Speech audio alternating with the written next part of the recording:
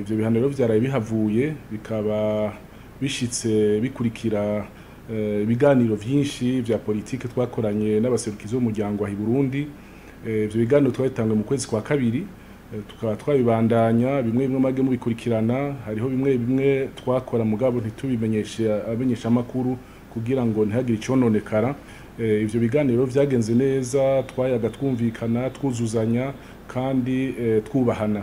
Ivyo biganiro rero novuga yuko bironse ico bivuyemo muri iki gihe. Sinoreka gushimira bimwe bivuye ku mutima nyene icubahiro mukuru w'igihugu cacu ciza c'u Burundi, ukuntu yagiye ampa intumbero, ampa impanuro muri ivyo biganiro kugira ngo bishobore koroha. Nongera ashimira abakozi bose mu bushikiranganje, umwe wese yagica aterera. Mugabo rero nkashimira n'abene gihugu bagiye bigumya biyungunganya bakaguma ku kivi kandi bari mu bihano. Ivyo turabishima cyane.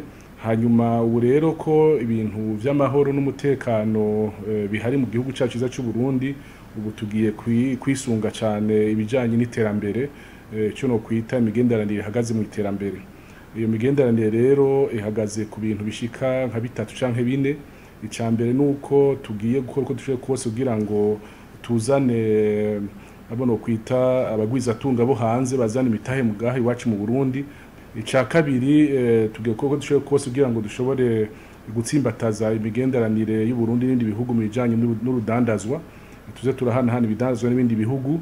Hanyuma ubugira gatatu turakora uko dushoboye kose kugira ngo dushobore kuza turarahura ubwenge n'ubukerebutsi ku bihugu vyateye imbere yacu, imwe twita transfer de technologie.